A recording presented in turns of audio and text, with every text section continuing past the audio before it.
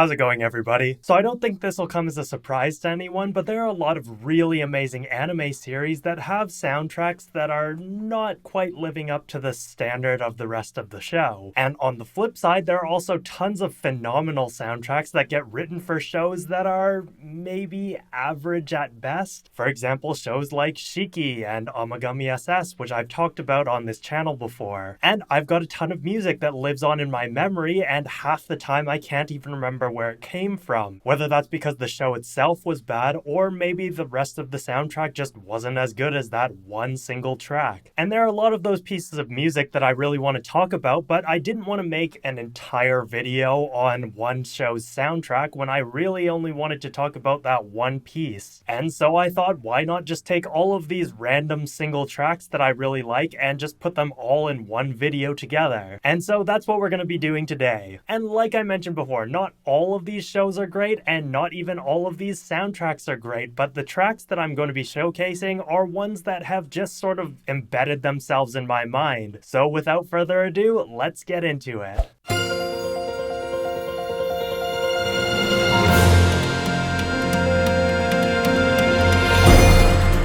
This is one of the most incredible pieces of orchestral music I think I've ever heard for an anime series, written by the fantastic Yokoyama Masaru for 勇者になれなかった俺はしぶしぶ就職を決意しました. I couldn't become a hero, so I reluctantly decided to get a job, or Yusibu for short. If you've never heard of the show, I don't blame you because I hardly even remember watching it, and one of the few things that I do remember is, well, that it's about a guy who couldn't become a hero, so he reluctantly decided to get a job. That said, let's take a closer look at some of the intricacies of the piece itself. As you just heard, the piece opens with a quick piano run and a high string tremolo, followed by a series of percussive swells and muted acoustic guitar strumming. This fluttery piano sound and the rapid strings give the feeling of running, like we've just set out on an adventure, with the heavy swells acting like leaps as the excitement of a fantasy adventure builds and builds. It seems odd given the title of both the track and the show, but it does capture the essence of the fantasy world the story takes place in, even if it doesn't represent the mundanity and modernity that the rest of the soundtrack does. Following the introductory build, the orchestra swells into the extremely memorable theme that somehow managed to stick in my mind for the past 7-ish years in spite of how forgettable everything else was.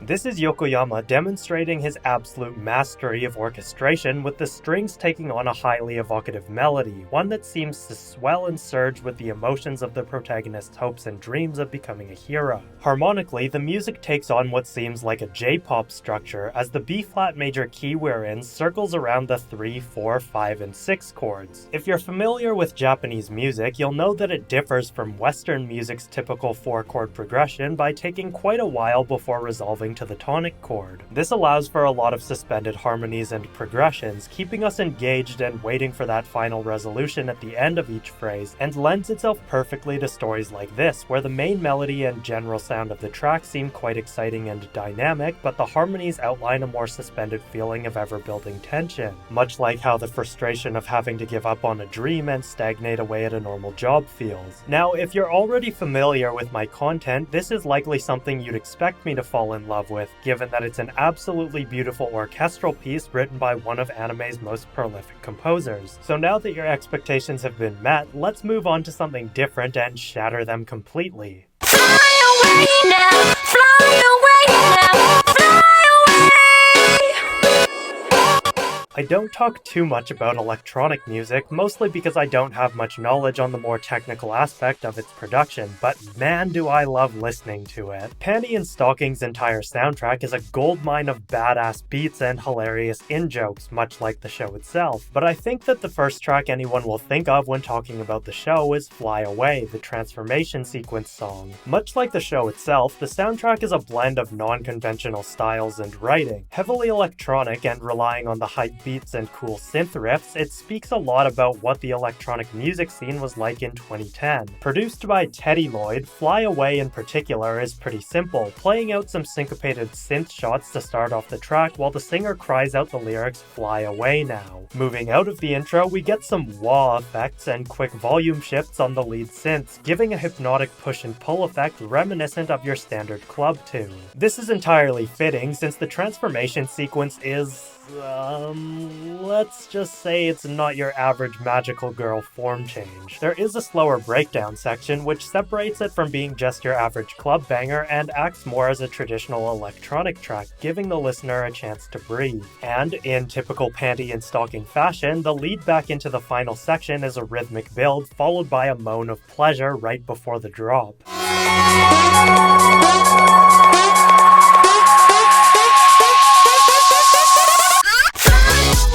It's only a brief single sound in this track, but that alone lets the listener know that the series itself is going to have some raunchy elements, as if the title of the show itself didn't already give it away. It also isn't overly offensive since it's only a single incidental thing, maybe garnering a few chuckles from those who weren't expecting it, but certainly nothing to the degree of Pantscada or Juice. And I know you nasty asses are all curious to hear, so here's fair warning to either plug in your headphones or assert your dominance in public.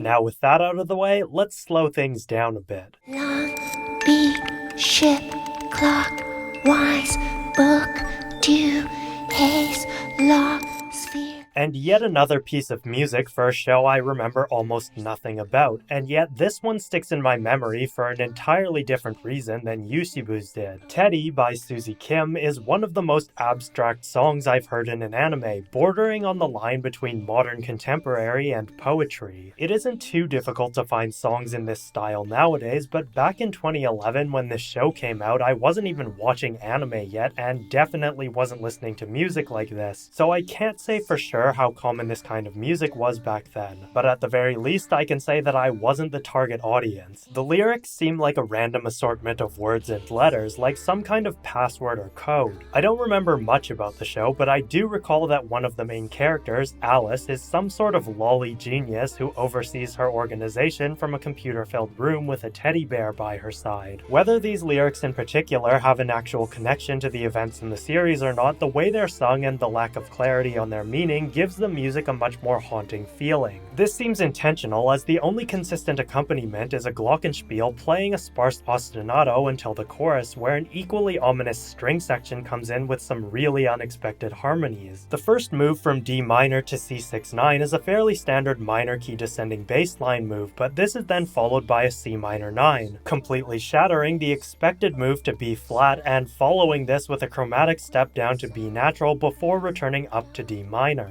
This gives the music an incredibly haunting sound that ties to the darker undertones of the show.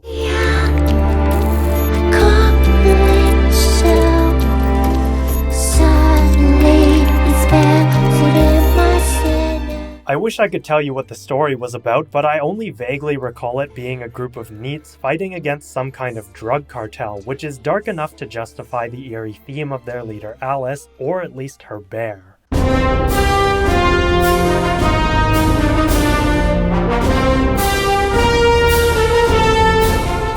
If this isn't the most Marvel superhero-esque theme I've heard in a non-Marvel movie, I don't know what is. SSSS.Gridman was a show I watched on a whim and ended up being thoroughly confused about by the ending. Not just because there were way more Ultraman references than I was prepared for, especially as someone who's never watched Ultraman before, but also because it made me question my morality with two of the most attractive 15-year-olds I've ever seen. FBI, open up! Sagisu Shiro is one of those composers that you almost never hear about, but someone who pretty much always writes banger soundtracks for all his projects. Given the superhero-like aesthetic of the titular hero Gridman, it only makes sense to utilize the tropes of what makes a great superhero theme: rising perfect fifths, horns taking center stage, and a melody that rises and falls but ultimately ends on a higher note than it began on. These are fairly standard things you'll hear all the time in these types of good versus evil stories, but how well it gets executed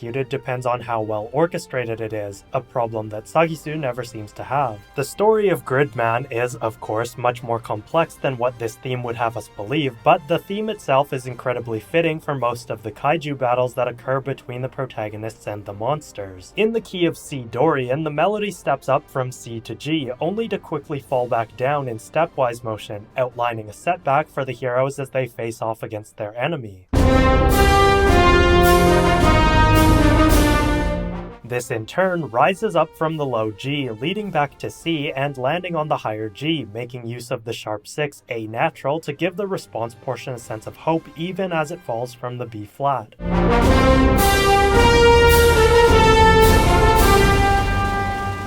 We first hear this melody on the horns, but it is then repeated on the trumpets an octave higher, slightly altered but still matching the general melodic shape of the line. This gives off a much more heroic, triumphant impression and is followed by a slightly more playful descending line, mimicking the actions of the monster falling over.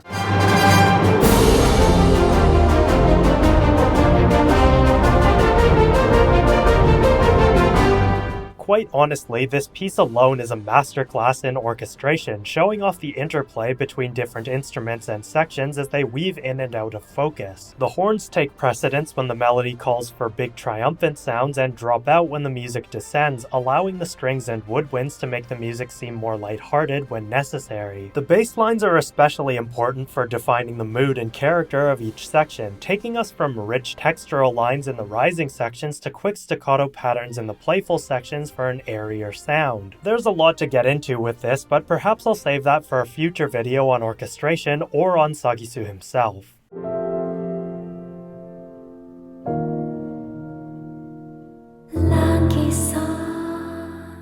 To close out, we have one of the main themes from the series Tanaka-kunはいつもけだるげ. Tanaka-kun is always listless, and now that you know what the series is, I'm sure there's no need to explain why the piece sounds the way it does. The show itself is a slice-of-life comedy that centers around the, energy conservationist Tanaka-kun, who turns laziness into a skill of its own so that he is able to rest and do nothing. The dude is basically a human sloth, except that even sloths are at least trying their hardest, whereas Tanaka-kun's purpose in life is to try his hardest at not trying his hardest. 頑張っちゃダメ。適当に適当に。そっか。頑張らないを頑張ります。ファイトー。なんかダメだと思うあの人。I remember hearing this track for the first time and getting chills because of how strikingly beautiful it was, especially since I went into the show expecting a run-of-the-mill high school slice-of-life show. The piece begins with a few simple piano chords, recorded in such a way that the warmth of the room and the instrument are really conveyed to the audience. These first two chords consist of an F major 7 with an added 6 and an E flat 9 without the 3, the F chord being slightly compressed, while the E flat chord is quite open by comparison. The nature of dissonant chords like sevenths and ninths makes them feel unresolved, like they want to move to a more cathartic resolution, with the 7th generally wanting to move up and the 9th generally wanting to move down. This puts the music in an interesting position as the resolutions do occur on the higher pitches, note the E moving up to F and that same F moving back down to E, but because of the lower harmonies, these higher resolutions are actually moving in opposition to what would be traditionally cathartic. This whole step in the bass from F to E flat is also outside of the assumed F major key, creating a dreamlike suspension in the music as it drifts just in and out of stability. The whole tone scale is known for its dreamlike quality, and this immediately creates a connection to the listless Tanaka-kun who just wants to sleep and do nothing for the rest of his life. The piano has a bit more action later on, with a solo section that mimics the vocal melody and a descending chromatic bass line, but this never gets too intense, opting simply to keep the melodies fairly simple and accenting the ends of phrases with warm, slightly dissonant chords.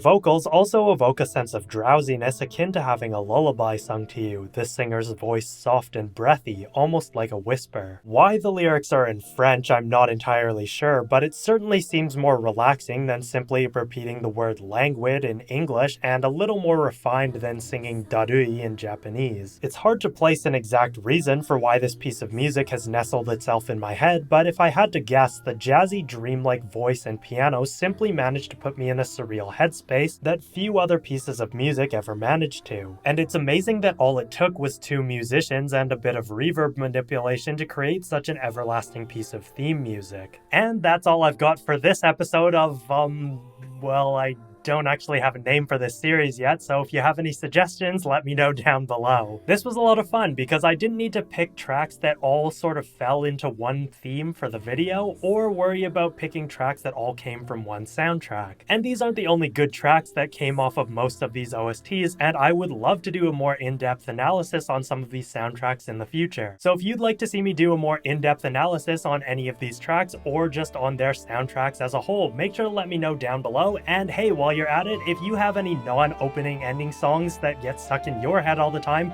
let me know down there as well. And as always, don't forget to like the video and subscribe to my channel, and if you have any suggestions for what I should call this series, let me know down below or over on Patreon, where you have access to things like voting rights to any of my future videos. Thanks as always for watching, and I will see you in the next one.